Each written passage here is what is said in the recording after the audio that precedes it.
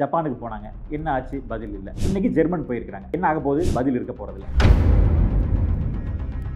இதுக்காக இவர் இவ்வளவு தூரம் மெனக்கெட்டு போனாரு அப்படிங்கிறாரு. சரி பரவாயில்ல, ஏதோ அதாவது யானை பசிக்கு அது மட்டும் இல்ல, இப்ப அடுத்து 26 MOUs இருக்குல்ல, அதெல்லாம் வந்து வெளிப்படாம MOUs நீங்க சொல்லலாம். 26 MOUs இருக்குல்ல மொத்தம். அதுதான் வந்து நம்ம கேட்கிறோம். ஏன் வந்து வெளிப்படையா கொடுக்கல? 26 MOU போட்டிருக்காங்க. அந்த 26 நிறுவனங்களோட பெயர்கள் பட்டியலும் என்னென்ன வருதுங்கிறது சொல்லல.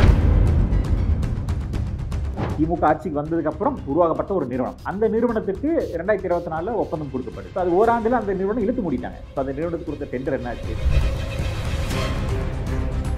ஜெர்மன்ல இருந்து ஃபண்டை கொண்டு வரதா சொல்றாங்க. இதெல்லாம் உண்மையாலுமே அங்கிருந்து வரக்கூடிய ஃபண்டா? இவர்கள் கருப்பு பணத்தை ஹவாலா மூலியமா கொண்டு போய் அதை மறைமுகமா இங்க கொண்டு வராங்கள சந்தேகம் எல்லாம் செய்யும். மத்தியில பாஜக ஆட்சியில் இருக்கும் பொழுது ஃபாரின்ல இருந்து ஒரு இன்வெஸ்ட்மெண்ட்டாக வர்ற விஷயங்கள் அல்லது இங்கிருந்து வெளியில போற ஒரு விஷயம் ஹவாலா பணமா போகுதா இல்லையான்றதெல்லாம் தெரியாம இருக்காது இல்லையா? அது எப்படி தெரியாம பண்ணிட முடியும்?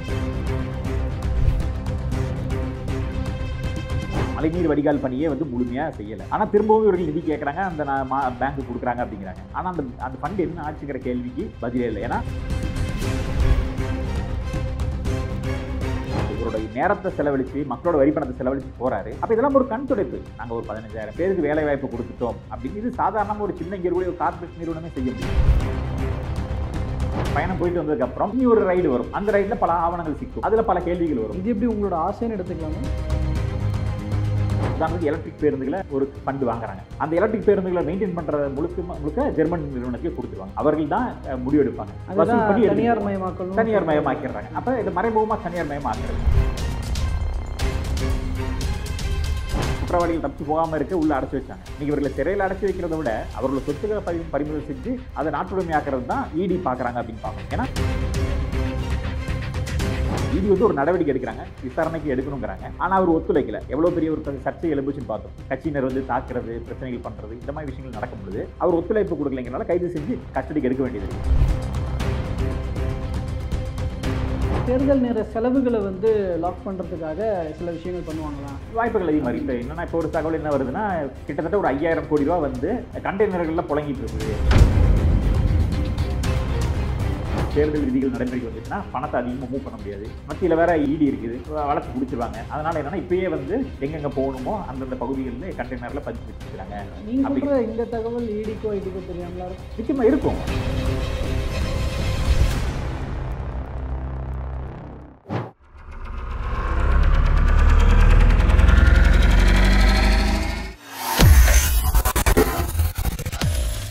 வேலை வேண்டுமா? ப்ளூ ஓஷன் இருக்கிறது. 10th 12th டிப்ளமோ டிகிரி படித்தவர்களுக்கு உணவு, தங்குமிடம், ESI, PF இன்சூரன்ஸ் உள்ளிட்ட சலுகைகளுடன் அனுபவத்திற்கேற்ற நல்ல சம்பளம் 15,000 முதல் 30,000 வரை. பெண்களுக்கு முன்னுரிமை. 2,000க்கும் மேற்பட்ட வேலை வாய்ப்புகள் உள்ளன. இப்போதே தொடர்பு கொள்ளுங்கள். Blue ocean.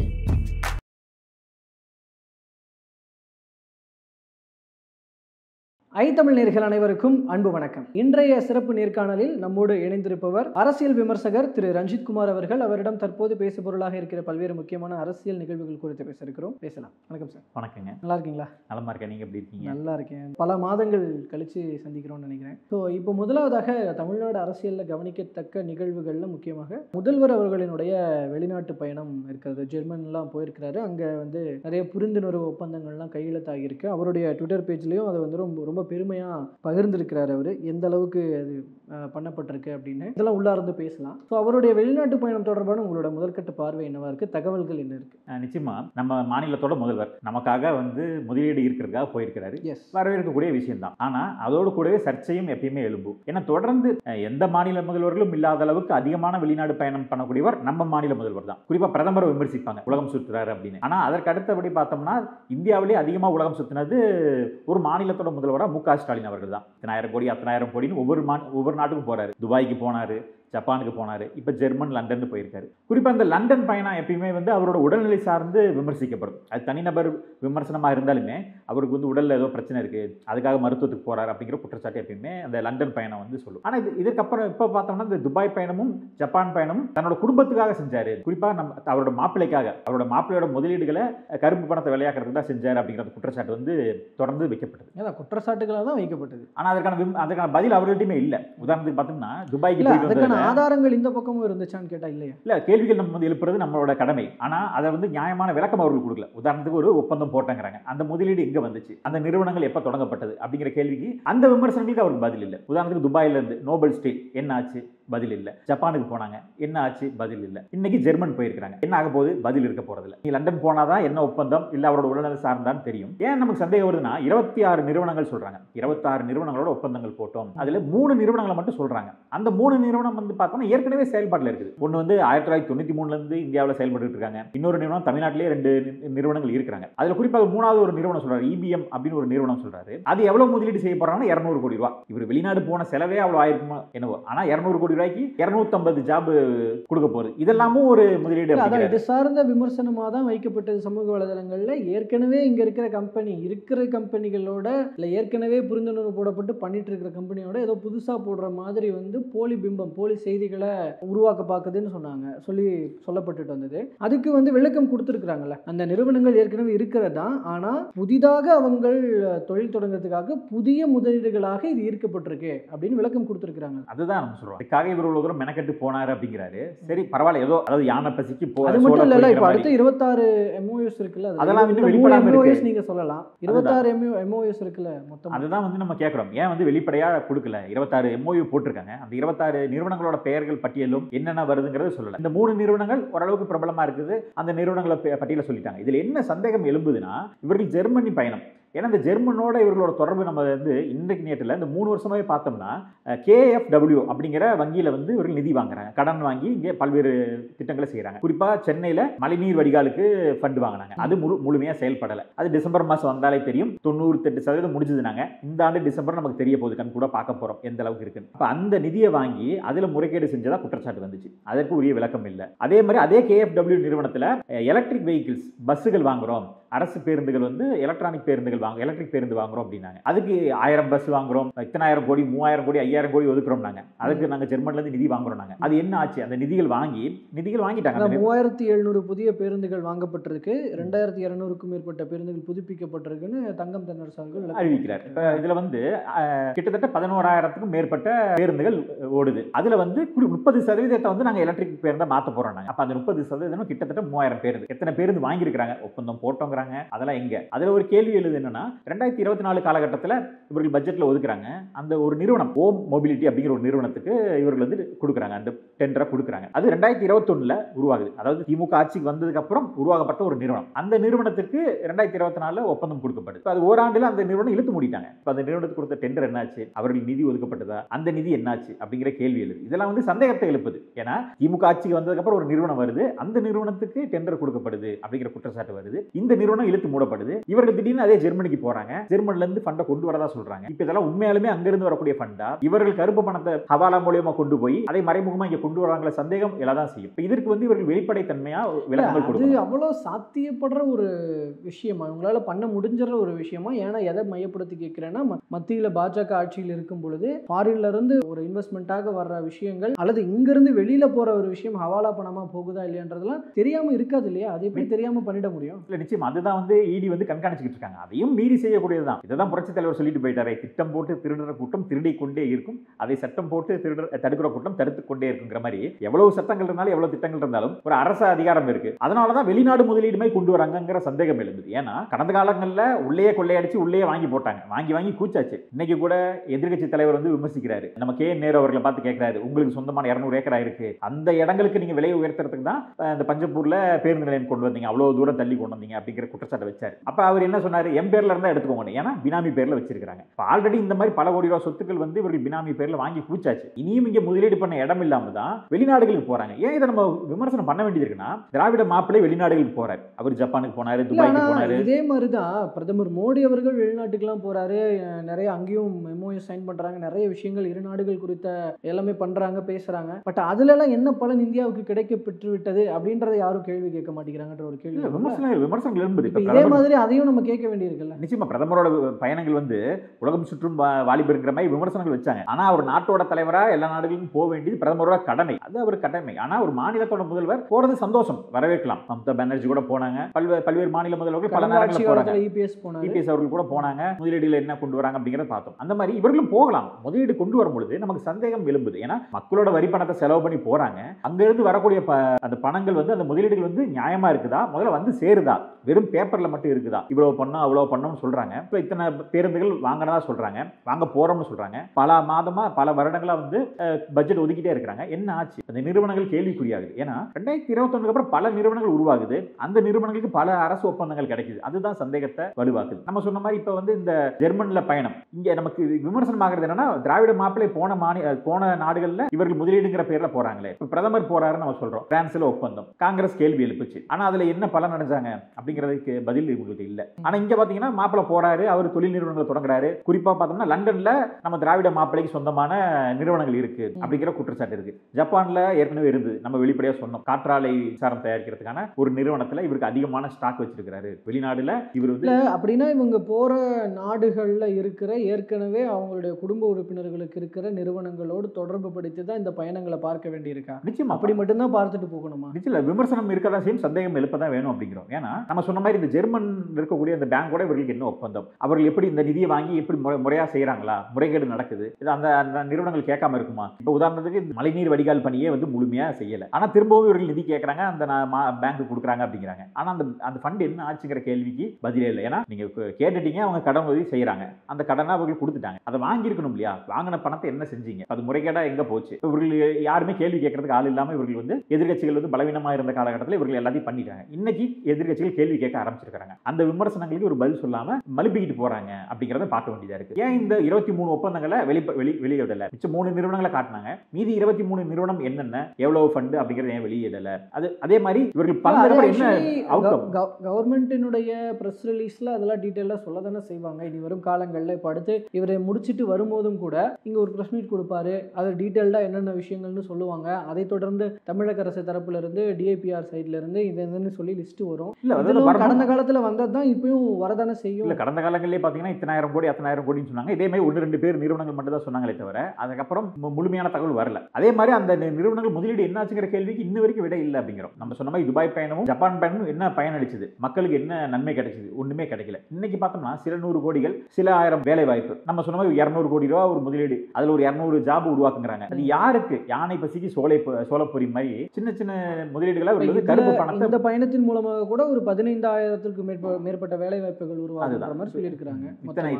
இத்தனை கோடி மக்கள் தொகை இருக்க ஊர்ல ஒரு 15,000 அப்படிங்கிறது என்ன எண்ணிக்கையில நம்ம எடுத்துக்க முடியும்? இதனால என்ன பயன்? அதாவது நம்ம இவரோட பயணத்துல ஏதாவது ஒரு மிகப்பெரிய ஒரு மாற்றம் எதிர்பார்க்கணும் இல்லையா? இவரோட நேரத்தை செலவழிச்சு மக்களோட வரி பணத்தை செலவழிச்சு போறாரு. அப்ப இதெல்லாம் ஒரு கண் துடைப்பு. நாங்க ஒரு 15,000 பேருக்கு வேலை வாய்ப்பு கொடுத்துட்டோம் அப்படின்னு இது சாதாரண ஒரு சின்ன இங்க ஒரு கார்பரேட் நிறுவனமே செய்ய முடியும். பல தமிழ்நாட்டில் இருக்கக்கூடிய நிறுவனங்கள் மாநிலம் முழுக்க பார்த்தோம்னா இதோட லட்சக்கணக்கில் வேலை வாய்ப்பு கொடுத்த நிறுவனங்கள்லாம் இருக்கு. ஆனா இவர்கள் ஒரு அரசு நிர்வாகம் ஒரு 15,000 பேருக்கு வேலை வாய்ப்பு கொடுக்குறேன்னு சொல்றது வந்து ஒரு வேடிக்கையா இருக்கு. அப்ப இதுக்கு பின்னாடி ஏதோ ஒரு விஷயம் இருக்கு, ஏதோ ஒரு மர்மம் இருக்கு. இல்ல அவங்க அது மொத்தமா சொல்லல. இப்போ போற இந்த பயணத்தின் மூலமாக, இந்த புரிந்துணர்வு ஒப்பந்தங்கள் மூலமாக இதெல்லாம் கிடைக்கப்படும் அப்படின்னு படிப்படியாக ஒவ்வொரு விஷயமும் செய்யும் போது, இப்போ 10 MOUs சேர்ந்தாதான் இத்தனை 1,00,000 பேருக்கு வேலை வாய்ப்புனா, இப்போ நாங்க 3 MOU செஞ்சிருக்கோம், ஒரு எக்ஸாம்பிளுக்கு சொல்றேன், செஞ்சிருக்கோம், அதன் மூலமாக இவ்வளவு கிடைக்கும் அப்படிங்கிறது தானே இதனுடைய அர்த்தம்.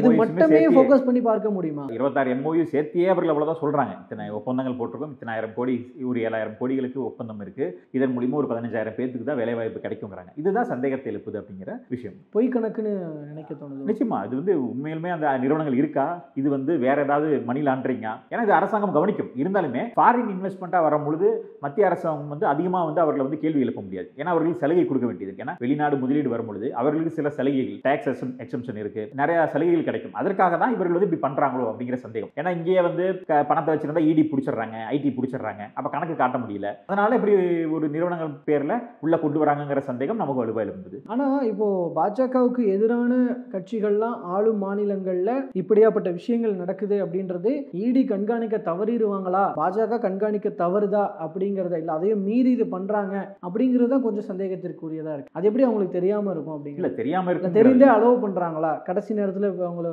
இதை வச்சு லாக் பண்றதுக்கு? இல்ல தெரியாம இருக்குங்கிறது இல்ல, இப்ப நம்ம இல்ல அவங்களுக்கு பங்கு போகுதாங்கிறது நீங்க சொன்ன அமைதியா அமைதியா இருக்காங்க, கண்டும் காணாம இருக்காங்கன்னா ஒருவேளை பங்கு போகலாம். ஆனா நமக்கு எழக்கூடிய சந்தேகம் என்னன்னா, இப்ப ஃபாரின் இன்வெஸ்ட்மெண்ட் வருது, இதை வந்து ஜெர்மன்ல போயிட்டு இடியால விசாரிக்க முடியாது. இங்க இருக்கக்கூடிய நபர்களுக்கு அதுல என்ன லிங்க் இருக்கு, ஹவாலா மூலமா போகுதா அப்படிங்கறத விசாரிக்கிறாங்க. அதுக்கு தான் இடி வந்து ரைடு பண்றாங்க. ஏன் ஒவ்வொரு அமைச்சர்களும் ரைடு பண்றாங்க, பினாமிகளை ரைடு பண்றாங்க. குறிப்பா பாத்தீங்கன்னா இந்த இடி ரைடு பண்ணக்கூடிய நபர்கள் வந்து அதிகமா தொழிலதிபர்களா இருப்பாங்க. யாருன்னா திடீரென்று பணக்காரராக, திடீரென்று தொழில் தொடங்குறவங்களா இருக்காங்க. அதனாலதான் இடி வந்து இந்த ஒரு பெரிய சர்ச் ஆபரேஷன் பண்ண வேண்டியது, கிட்டத்தட்ட 20 இடங்கள் 30 இடங்கள் அப்படின்னு ரைடு பண்றாங்க. அந்த மாதிரி இனி வருங்காலங்கள்ல இப்ப இந்த பயணம் போயிட்டு வந்ததுக்கு அப்புறம் இனி ஒரு ரைடு வரும். அந்த ரைட்ல பல ஆவணங்கள் சிக்கும், அதுல பல கேள்விகள் வரும். இது எப்படி உங்களோட ஆசைன்னு எடுத்துக்கலாமா? இல்ல, இது நடக்கக்கூடிய ப்ரொசீஜர் அப்படிங்கிறோம். உதாரணத்துக்கு பாத்தீங்கன்னா இப்ப சமீபத்தில் ஐ பெரியசாமி அவர்கள் ரைடு செய்யப்பட்டார். இந்த மாதிரி தொடர்ந்து வந்து வரும். இன்னும் பீகார் எலெக்ஷன் முடிஞ்சதுக்கு அப்புறம் அதிகமான ரைடுகள் வரும் வேற சொல்றாங்க. பொறுத்திருந்து பார்ப்போம். இந்த ஜெர்மன் பயணம் வேற போயிட்டு வந்திருக்கிறாரு, இதோட சேர்த்து ரைடுகள் வரலாம், பல ஆதாரங்கள் வெளியே வரலாம். ஆனா இந்த சந்தேகம் வருது, மத்திய அரசு கணக்காச்சிட்டு இருப்பாங்க. இப்ப திருட விட்டு தான் பிடிக்க முடியும், திருட போறாங்கிறதுக்காக பிடிக்க முடியாது. திருடினாதான் கையும் கிளம்பும் பிடிக்க முடியுங்கிறனால இந்த முதலீடுகள் உள்ள வந்ததுக்கு அப்புறம் இதோட சோர்ஸ் என்ன யாருங்கிறத விசாரிக்கும் பொழுது விஷயங்கள் வெளியே வரலாம். அதுல ஒரு காம்ப்ளிகேட்டா இருக்கக்கூடிய விஷயம் என்னன்னா, வெளிநாட்டுல இருந்து வரக்கூடிய ஃபண்ட் அப்படிங்கிறப்ப ஃபாரின் இன்வெஸ்ட்மெண்ட்னால மத்திய அரசு ரொம்ப வந்து நோண்ட முடியாது. இங்க இருந்து ஜெர்மன்ல போயிட்டு அவர்களுக்கு எங்க இருந்து ஃபண்ட் வந்துச்சுங்கிற கேள்வி கேட்கிற அதிகாரம் மத்திய அரசுகிட்ட இல்ல. வந்ததுக்கு அப்புறம் இங்க இருக்கக்கூடிய நிறுவனத்துல வேணா கேள்வி கேட்கலாம். அதனாலதான் இவர்கள் அப்படி கொண்டு வந்திருப்பாங்கிற சந்தேகம் எழும்புது. இங்க இருந்து ஹவாலா மூலியமா கொண்டு போயிட்டா மத்திய அரசால தடுக்க முடியாது. அரசால தடுக்க முடியாதனாலதான் ஹவாலா முறையில கொண்டு போறாங்க. அதற்கான ஏஜென்ட்கள் நிறைய இருக்காங்க. ஏற்கனவே வந்து திமுக நெருக்கமான நிறைய பேர் கைது செய்யப்பட்டாங்க. நம்ம பார்த்தோம், இந்த ட்ரக்ஸ்ல இருக்கக்கூடிய முக்கியமான ஒரு புள்ளி வந்து கைது செய்யப்பட்டு இருக்காரு அப்படின்னு பார்த்தோம். அவங்க எல்லாம் இந்த ஹவாலாவை பண்ணக்கூடிய ஆட்கள் தான். அப்ப அந்த மாதிரி ஹவாலா மூலியமா கொண்டு போயிட்டு அங்க இருந்து திரும்ப உள்ள கொண்டு வராங்க அப்படிங்கிற சந்தேகம் தான் எழுதி. பாஜக ஆளும் மாநிலங்கள்ல கூட நிறைய திட்டங்களை பிரதமர் மோடி அவர்களே துவக்கி வைக்கிறாரு, அந்தந்த மாநில முதல்வர்கள் துவக்கி வைக்கிறாங்க. அதையும் கூட இப்படித்தான் சந்தேகப்படணும். இல்ல, அந்த மாநில முதல்வர்கள் எங்கேயும் போகலையே. உதாரணத்துக்கு பாஜக ஆளும் மாநிலத்துல எந்த மாநில முதல்வருமே போயிட்டாங்கன்றதுக்காக மட்டும் அப்ப இப்படி சந்தேகப்படும். இல்ல, போறாங்கன்னா சந்தேகம் தெளிப்பி தானே ஆகணும். மற்ற மாநில முதல்வர்கள் யாரும் போகல, அவர்கள் இருக்கக்கூடிய முதலீடுகளை பண்றாங்க. இங்க இருக்கக்கூடிய தொழிலதிபர்களை கூப்பிட்டு முதலீடுகள் செய்ய வைக்கிறாங்க. அதே விமர்சிக்கிறாங்க. அம்பானி அதானி இந்த நாட்டிலேயே முதலீடு சம்பாரிச்சு இந்த நாட்டிலேயே முதலீடு பண்றாங்க. அவர்களை நம்ம கேள்வி எழுப்புறோம். ஆனா வெளிநாட்டுல இருந்து வரக்கூடிய நிதியை வந்து கேள்வி எழுப்புறது இல்லை. குறிப்பா நம்ம சொன்ன இந்த எலக்ட்ரிக் பேருந்துகளை வந்து வாங்குறாங்க. இவர்கள் வந்து இந்த ஜிசிசிங்கிற முறையில வாங்குறாங்க. அது என்னன்னா, எந்த நிறுவனம் ஃபண்ட் போடுறாங்களோ அந்த நிறுவனமே முழுமையா வந்து அந்த எடுத்துக்கலாம். உதாரணத்துக்கு எலக்ட்ரிக் பேருந்துகளை ஒரு ஃபண்ட் வாங்குறாங்க. அந்த எலக்ட்ரிக் பேருந்துகளை மெயின்டைன் பண்ற முழுக்க ஜெர்மன் நிறுவனத்துக்கு கொடுத்துருவாங்க. அவர்கள் தான் முடிவெடுப்பாங்க. தனியார் மயமாக்கிறாங்க. அப்ப இது மறைமுகமா தனியார் மயமாக்குறது. கேட்டா நாங்க ஃபண்ட் கொண்டு வரோங்கிற பேர்ல சொல்லாம கொள்ளாம தனியார் மயம் சொல்லாமலே இவர்கள் வந்து தனியார் மயம் ஆக்கிட்டு இருக்காங்க அப்படிங்கறத நம்ம பார்க்க வேண்டியது. அப்ப அவன் ஏத்துறதுதான் வேலை. இந்த பணமெல்லாம் யாருக்கு போகுது? திரும்ப வெளிநாடுக்கு தான் போக போகுது. அதனாலதான் அவன் மாறி இறங்குறான். இதுதான் இங்க கூடிய சந்தேகம். ஆனா நம்ம என்ன சொல்றோம், உள்நாட்டில் இருக்கக்கூடிய ஒரு தொழில் நிறுவனம் அம்பானி அதானி முதலீடு பண்ணா நம்ம வந்து கேள்வியா இருக்கிறோம். அவன் சம்பாதிக்கிறது இங்க தான் வைக்க போறான். ஆனா இங்க இருக்கக்கூடிய இங்க இருந்து எடுத்துட்டு போறதுக்கு ஐரோப்பிய நாடுகள் வராங்க. ஸோ இதுதான் பிரச்சனை. ஸோ இதுல நீங்க சொல்லிட்டு இருந்தீங்க அதில் அந்த ஐடியினுடைய ஆக்ஷன்ஸ் பத்தி. ஸோ அந்த வகையில் நான் அந்த பாயிண்ட்டுக்கு கேட்கணும்னு நினைச்சா, இப்போ ஐ பெரியசாமி அவர்கள் மீதான அந்த இடி ரைடுகள்லாம் வந்தது. பட் வந்துட்டு போனதுக்கப்புறம் ஒரு மாதிரி சைலண்ட்டாக இருக்குது. அண்ட் நாட் ஓன்லி ஐ பெரியசாமி, அதுக்கு முன்னாடியும் நிறைய இடி ரைட்ஸ்லாம் வந்தது, சில அமைச்சர்களுக்கு தொடர்புடைய இடங்கள் எல்லாம் நடந்தது. பட் அதெல்லாம் ஒரு மாதிரி அமைதியாக இருக்குது. இந்த நிசப்தத்தினுடைய அறிகுறி என்ன அப்படின்னு? நிச்சயமாக இப்போ இடி வந்து ரைடு பண்ணுறப்ப பல ஆதாரங்கள் சிக்கிறாங்க. இப்போ கூட பார்த்தோம்னா ஐ பெரியசாமி அவர்களோட வீட்டில் வந்து பல்வேறு ஆவணங்கள் எடுத்திருக்கிறாங்க. குறிப்பாக வந்து ஏதோ ஒரு சாலிட் எவிடன்ஸின் அடிப்படையில் தான் ரைடு பண்ண முடியும். ஏன்னா இவர்கள் ரைடு பண்ணுறாங்கன்னா முக்கியமான அமைச்சர்கள், அதிகாரத்தில் இருக்கக்கூடியவர்கள், ஆளும் மாநிலத்தில் இருக்காங்க. அப்போ இவர்களை ரைடு பண்ணும் பொழுது குறிப்பாக நம்ம வந்து ஏதாவது வழக்குகள் இருந்தால் அந்த வழக்கு தொடர்பாக தான் ரைடு போகுது. போகும்பொழுது நிறைய ஆவணங்கள் சிக்குது. அது தொடர்ந்து பார்த்தீங்கன்னா பல ரைடுகள் நடக்கும். உதாரணத்துக்கு அண்ணன் செந்தில் பாலாஜி அவர்கள் கைது செய்யப்பட்டார். அதுக்கப்புறம் டாஸ்மாக்ல மிகப்பெரிய ரைடு நடந்தது. அப்புறம் மணல் கொள்ளைன்னு சொல்லி மிகப்பெரிய ரைடு நடந்தது. இந்த மாதிரி போகுது அப்படிங்கிற பார்க்கணும். குறிப்பாக பார்த்தோம்னா இப்போ இதில் நிறைய பினாமிகள் சிக்கியிருக்கிறாங்க. இப்போ இவர்களுக்கும் அமைச்சர்களுக்கும் இருக்கக்கூடிய தொடர்பு இதெல்லாம் வந்து லாக் பண்ணி இவர்கள் இடி என்ன பண்ணுறாங்கன்னா பெரும்பாலும் ரெக்கவர் பண்ணுறாங்க. ஃபண்டை ரெக்கவர் பண்ணி அது அரசுக்கு சேர்த்துறாங்க. இடியும் ஐடியும் அதை தான் பண்ணுறாங்க. கைதுங்கிறத விட முறைகேடாக சம்பாதிச்ச சொத்துக்களை பறிமுதல் செய்யறது தான் இடி அதிகமாக செய்யுது அப்படிங்கிறத பார்க்குறோம். ஸோ கைது நடக்கல அப்படிங்கிற ஒரு காரணத்தினாலேயே அங்க வந்து தப்பு நடக்கலன்னு சொல்ல முடியாது. ஏன்னா லீகல் பேட்டில் அப்படிங்கிறது ஒரு மிகப்பெரிய ஒரு இஷ்யூவா போயிட்டு இருக்கு. அது இருக்கக்கூடிய டெக்னிகாலிட்டிஸ். இப்போ அமைச்சரை கைது செய்யணும், அமைச்சர் மேல நடவடிக்கை எடுக்கணும்னா நம்ம மாநில அரசு வந்து ஒப்புதல் கொடுக்கணும். இந்த மாதிரி பல்வேறு சிக்கல்கள் இருக்கு. இந்த இதை ப்ரொசீஜரை ஃபாலோ பண்ணல, புரோட்டோகாலை ஃபாலோ பண்ணல, இவர்கள் உச்சநீதிமன்றம் உயர் நீதிமன்றத்தில் போயிட்டு ஸ்டே வாங்கிக்கிறாங்க. ஒன்றும் இல்லை, நம்ம பொன்முடி அவர்கள் மேல அவர் கன்விக்ட் ஆயிட்டாரு, குற்றவாளின்னு சொன்னாலும் கூட நீதிமன்றத்தில் இருக்கக்கூடிய அந்த ஓட்டைகள் அவருக்கு மேல்முறையீடு பண்ண அவகாசம் கொடுக்குறாங்க. 1 மாத கால அவகாசம் கொடுத்து அவர் சிறை போகிறத சிறை தண்டனையை நிறுத்தி வச்சு மேல்முறையீடுக்கு அவகாசம் கொடுக்குறாங்க. இந்த மாதிரி இருக்கக்கூடிய சட்டத்தில் இருக்கக்கூடிய ஓட்டைகள், அதாவது ஒரு நிரபராதி தண்டிக்கப்படக்கூடாதுன்னு சட்டத்தில் இருக்கக்கூடிய சலுகைகளை இவர்கள் பயன்படுத்துறாங்க அப்படிங்கிறத பார்க்குறோம். இயல்பா வந்து கைது செஞ்சு சிறையில் அடைக்கிறது அப்படிங்கிறது வந்து ஒரு பெரிய தண்டனையா இருக்க போறதில்லை. அந்த காலத்தில் வந்து குற்றவாளிகள் தப்பிச்சு போகாம இருக்க உள்ள அடைச்சு வச்சாங்க. இன்னைக்கு இவர்களை சிறையில் அடைச்சு வைக்கிறத விட அவர்களோட சொத்துக்களை பறிமுதல் செஞ்சு அதை நாட்டுடைமையாக்குறது தான் இடி பார்க்குறாங்க அப்படின்னு பார்க்கணும். ஏன்னா இது வரைக்கும் பல்லாயிரம் கோடி ரூபாய் சொத்துக்கள் இடி வந்து கையகப்படுத்திருக்குது. ஒவ்வொரு ரைட்லையும் பார்த்தீங்கன்னா பல கோடி ரூபாய் லேண்ட் வந்து அட்டாச் ஆகும். அந்த லேண்டுகள் வந்து என்ன ஆகும், நாளைக்கு இவர்கள் சரியான ஆவணங்கள் கணக்குகள் காட்டாட்டி அது அரசுக்கு சொந்தமாகும். அது அரச கஜானால சேர்க்கப்படும். இதுதான் இடியோட வெற்றியா நம்ம பார்க்க வேண்டியதா இருக்கு. இப்ப பல லட்சம் பல கோடி ரூபாய் சொத்துக்கள் பறிமுதல் செய்யப்படுது. இதெல்லாம் கஜானால போய் சேரும், மக்களுக்கு பயன்படும். ஸோ கைது செய்யப்படுறாங்க அப்படிங்கிறதையும் தாண்டி சொத்துக்கள் முடக்கப்படுது, சொத்துக்கள் பறிமுதல் செய்யப்படுது. இதுதான் இடியோட சக்சஸா பார்க்கணும். இப்போ இடி வந்து இப்போ ஒரு பக்கம் இது வந்து ஒரு குற்றச்சாட்டாகவே இருக்கு இல்லையா? இப்போ இடியை வந்து பாஜக தான் இயக்குது, இடி, ஐடி, சிபிஐ எல்லாம் பாஜக தான் இயக்குதுன்ற ஒரு விஷயம் இருக்குது. இப்போ நீங்கள் சொல்கிற பாயிண்ட் ஆஃப் வியூ படி பார்க்கும்போது ரெக்கவர் பண்ணிடுறாங்க, ரெக்கவர் பண்ணி கொடுக்குறது அப்படிங்கிறது தான் மெயினாக நம்ம பார்க்க வேண்டியிருக்குன்னு. ஆனால் இங்கே செந்தில் பாலாஜி மாதிரியான ஆட்கள் மட்டும் அரெஸ்ட் பண்ணப்படுறாங்க, உள்ளே வைக்கப்படுறாங்க, அரவிந்த் கெஜ்ரிவால் இவங்கெல்லாம் வைக்கப்படுறாங்க அப்படின்னா அப்போது அவர்கள் மூலமாக நம்மளுடைய அரசியல் முன்னேற்றத்துக்கு ஒரு தடை இருக்கும் அப்படின்னு யாரெல்லாம் இருக்கிறாங்களோ அவங்கள மட்டும்தான் கைது பண்ணி உள்ளே வைப்பாங்களா? மற்றபடி இருக்கிறவங்களுக்குலாம் ஜஸ்ட் ரெக்கவர் பண்ணிக்கிறதோ இல்லை அந்த பணங்களை வச்சு அவங்கள லாக் பண்ணிக்கிறதோ அதில் பங்கு வாங்கிக்கிறதோ இதன் மூலமாக மட்டும் அதோட மட்டும் விட்டுறாங்களா அப்படிங்கிற ஒரு யதார்த்தமான கேள்வி வருது இல்லை? நீங்க முதல்வருடைய வெளிநாட்டு பயணத்தில் வைத்த சந்தேகம் மாதிரி தான் இது இப்போ வைக்கிற நிச்சயம். அந்த சந்தேகம் நியாயமானது தான். ஏன்னா குறிப்பிட்ட சில பேர் மட்டும் கைது செய்யப்படுறாங்களே அப்படிங்கிற சந்தேகம் வரும். ஆனால் அவர்கள் எதனால கைது செய்யப்படுறாங்கன்னு நம்ம வந்து டெக்னிக்காலிட்டிஸ் பார்க்கும்பொழுது நம்ம சொன்ன மாதிரி கைது அப்படிங்கிற நடவடிக்கையிலிருந்து தப்பிக்கிறதுக்கு 1000 வழிகள் இருக்கு. பையா வந்து அவங்க வந்து அரசாங்கத்துக்கு வந்து ஒத்துழைப்பு கொடுத்தா, இடிக்கு வந்து ஒத்துழைப்பு கொடுத்தா அவர்கள் கைது செய்யப்படுறதில்லை அப்படிங்கிறத பார்க்குறோம். உதாரணத்துக்கு அண்ணன் செந்தில் பாலாஜி அவர்கள் வந்து முறையா ஒத்துழைப்பு கொடுக்கல. அவர் அதே மாதிரி அவரோட தம்பி வந்து தலைமறைவாக இருந்தார். அதுதான் மிகப்பெரிய பிரச்சனை. அப்புறம் அவர் வந்து பதவியை வந்து துறக்கிறதுக்கு தயாராகல.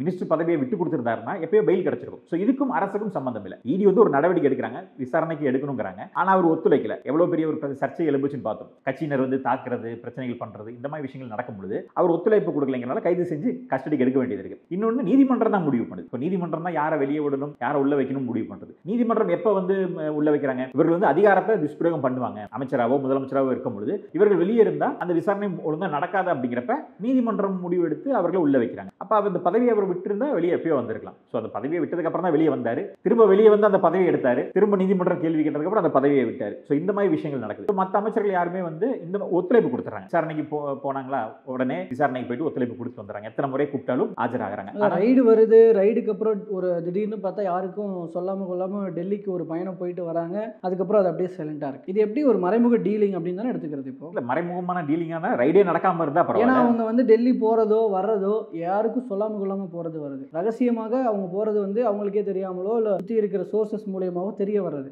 மற்றபடி அவங்க லீகலா வந்து ஒரு விசாரணை எதிர்கொள்ள போறாங்க, இந்த மாதிரி ஒரு ஆக்ஷனுக்காக விஷயத்துக்காக தான் போறாங்கன்னா அது தெரியும். தெரிஞ்சதுன்னா பிரச்சனை இல்லை. உள்ள கருப்பாடுகள் இருக்கலாம். அதனாலுமே பல நேரங்களில் வந்து எல்லா இடத்துலையுமே கருப்பாடுகள் இருக்கும். இடியிலும் பல கருப்பாடுகள் இருக்கலாம். ஆனாலுமே கூட நம்ம பார்த்த மாதிரி கைதுங்கிறது வந்து மத்திய அரசு வந்து பழிவாங்குது அப்படின்னு சொல்ல முடியாது. இப்போ கெஜ்ரிவால் அவரும் ஒத்துழைப்பு கொடுக்கல. அதே மாதிரி தான் ஒவ்வொருத்தருமே வந்து யாரெல்லாம் இடி விசாரணைகள் வராங்களோ அவர்கள் ஒத்துழைப்பு கொடுத்து விசாரணைக்கு ஆஜராகும் பொழுது கைது செய்யப்படுறதில்லை. விசாரணைக்கு ஆஜராகாம அவர்கள் அதை வந்து அரசியல் பொலிட்டிக்கலாக எடுக்க பார்க்குறாங்க. அரவிந்த் கெஜ்ரிவால் தான் கைது செய்யப்பட்டால் சிம்பத்தி உருவாகும்னு அதற்காக அவர் தன்னை கைதாகிற சூழ்நிலைக்கு கொண்டு போனார். அப்ப அவருக்கு வலுவான ஆதாரங்கள் இருந்துச்சு. ஏன்னா அவரோட அமைச்சர்கள் வந்து கைது செய்யப்பட்டு ஸ்ட்ராங்கான எவிடன்ஸ் மாட்டுச்சு. அதனால அவர் கைது செய்யப்பட்டார். மக்களும் அதை ஏற்றுக்கிட்டனால தான் அவங்க வீட்டுக்கு அனுப்பப்பட்டாங்க. ஸோ இதெல்லாம் பார்க்க வேண்டியது. பழி வாங்குறாங்களா இல்லை உண்மையான விஷயம் இருக்கான்னு மக்கள் பார்க்குறாங்க. ஸோ அதே மாதிரி தான் தமிழ்நாட்டிலையும் வந்து இப்போ இத்தனை ரைடுகள் நடந்திருக்கு. அதில் இவர் அண்ணன் செந்தில் பாலாஜி அவர்கள் ஒத்துழைப்பு கொடுக்காதனால கைது செய்யப்பட்டிருக்காரு அப்படின்னு பார்க்க வேண்டியது இருக்கு. சில பேர் வந்து ஏதாவது டீல் பேசியிருக்காங்களா அப்படிங்கிறது இனி வருங்காலங்களில் அவர்களோட சொத்துக்கள் எவ்வளவு பறிமுதல் செய்யப்பட்டது, எந்த அளவுக்கு அவர்கள் வந்து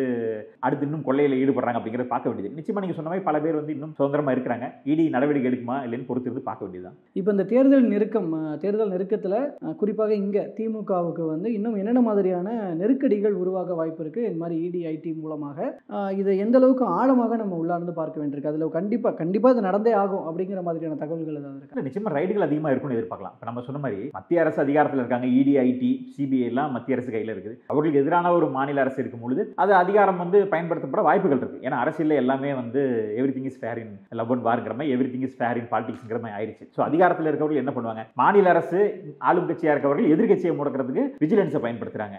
அதே மாதிரி மத்திய அரசு பயன்படுத்தலாம். ஆனால் பயன்படுத்தினாலுமே கூட அந்த அரசு மாநில அரசு இப்போ மத்திய அரசுக்கு ஆகாத ஒரு மாநில அரசு தப்பு செய்யாமல் இருந்தால் தண்டனை அனுபவிக்க மாட்டாங்க. மக்களோட ஆதரவு. ஏன்னா இந்த கேள்விக்கு பின்னாடி இன்னொரு யூகம் என்ன இருக்குன்னா தேர்தல் நேர செலவுகளை வந்து லாக் பண்றதுக்காக சில விஷயங்கள் பண்ணுவாங்களா? வாய்ப்புகள் அதிகமாக இருக்கு. இப்போ என்னன்னா இப்போ ஒரு தகவல் என்ன வருதுன்னா கிட்டத்தட்ட ஒரு 5000 கோடி ரூபா வந்து கண்டெய்னர்கள்ல புழங்கிட்டு இருக்குது. ஏன்னா இடங்கள்ல வச்சாதான் இடி பிடிச்சிடறாங்க. பண்ணை வீடுகள்லையோ பினாமிகள் இடத்துலையோ. ஏன்னா எல்லாத்தையும் இடி ஏற்கனவே ரைடு பண்ணிட்டாங்க. யார் யார் பினாமிகள், எங்கெங்க பினாமி சொத்து இருக்கு, எங்கெங்க பண்ணை வீடு இருக்கு எல்லாமே தெரிஞ்சிருச்சு. அதனால அங்கெல்லாம் வைக்காம இப்போ கண்டெய்னர்ல உலாவ விட்டுக்கிட்டு இருக்காங்க. கிட்டத்தட்ட 50க்கும் மேற்பட்ட கண்டெய்னர் வந்து தமிழ்நாடு சாலைகள்ல ஓடிக்கிட்டு இருக்குது. அதில் 5000 கோடி ரூபாய்க்கு மேலே வந்து பணம் வந்து புழங்கிட்டு இருக்குது. ஏன்னா தேர்தல் நெருங்கிடுச்சுன்னா கட்டுப்பாடு வந்து தேர்தல் விதிகள் நடைமுறைக்கு வந்துச்சுன்னா பணத்தை அதிகமாக மூவ் பண்ண முடியாது. மத்தியில் வேற இடி இருக்குது, வளைச்சு பிடிச்சிருவாங்க. அதனால என்னன்னா இப்பயே வந்து எங்கெங்க போகணுமோ அந்தந்த பகுதிகளில் கண்டெய்னர்ல பதுக்கி வச்சிருக்காங்க. நீங்க சொல்ற இந்த தகவல் இடிக்கோ ஐடிக்கோ தெரியாமலா இருக்கும்? நிச்சயமா இருக்கும். அது என்னன்னா இன்னொன்னு என்னன்னா திமுகவினரே சில தகவல்களை வெளியே விடுறாங்க. அந்த அமைச்சரை இந்த அமைச்சர் காட்டி கொடுக்குறாரு, இந்த அமைச்சர் அந்த அமைச்சர் காட்டி கொடுக்குறாருங்கிற தகவலும் வருது. ஏன்னா இடியால எத்தனை இடத்துல தேட முடியும்? அதோட மேன் பவர் கம்மி தான். அவர்களால் முடிஞ்சதும் ஒரு குறிப்பிட்ட அளவு தான் தேட முடியும். அதையும் தாண்டி ஒரு பெரிய நெட்வொர்க். இப்போ திமுகவோட கட்டமைப்புங்கிறது மிகப்பெரிய ஒரு கட்டமைப்பு. அப்போ கிளையிலிருந்து மேலே வரைக்கும் அந்த பணப்பட்டுவாடா வந்து அழகா செஞ்சு வைப்பாங்க. இப்போ சமீபத்தில் பார்த்தீங்கன்னா இந்த பணப்பட்டுவாடாவை காசா கொடுக்கறதுக்கு பதிலாக ஜிபேல அனுப்புறதுக்கு தான் வீடு வீடாக போயிட்டு இந்த மகளிர் உரிமை தொகை வந்துருச்சான்னு சொல்லிட்டு மெம்பர்ஷிப் பண்ணுறோம், ஓடிபி எடுக்கிறோங்கிற பேரில் வீடு வீடாக போயிட்டு கணக்கு எடுத்துக்கிட்டு இருக்காங்க. நீங்கள் நம்பர்லாம் வாங்கியாச்சு, நீ ஜிபேல போட்டுட்டு ஓட்டை வாங்கிட்டு போய்கிட்டே இருப்பாங்க. இன்னைக்கு பணப்பட்டுவாடா கொடுக்க வேண்டிய அவசியங்களே இல்லாமல் போயிடும். அதுக்கான முயற்சிகளும் எடுக்கிறாங்க. ஸோ எந்தெந்த டெக்னாலஜியை எப்படி பயன்படுத்த முடியும், இது அந்த காலத்திலே செஞ்சாங்க இல்லையா? விஞ்ஞான ஊழல் செஞ்சவர்கள். ஸோ விஞ்ஞான முறையில் முறைகேடு செஞ்சு விஞ்ஞான முறையில் பண விநியோகம் செய்யறதுக்கான முயற்சிகளும் அவர்கள் செஞ்சுட்டாங்க. ஸோ அதான் நம்ம சொன்னமே தான், திருடராய் பார்த்து திருந்தா விட்டால் திருட்டை ஒழிக்க முடியாது, திமுகவை திருத்த முடியாது. ஓகே, ஸோ இந்த விவகாரத்தில் அடுத்தடுத்து நகர்வுகள் அண்ட் தேர்தல் ஆணையத்தினுடைய விளக்கங்கள் இதெல்லாம் பொறுத்திருந்து வரும்போது பேசலாம். தற்போது வரைக்கும் பல்வேறு தகவல்களை பகிர்ந்து கொண்டமைக்கு நன்றி. நன்றிங்க.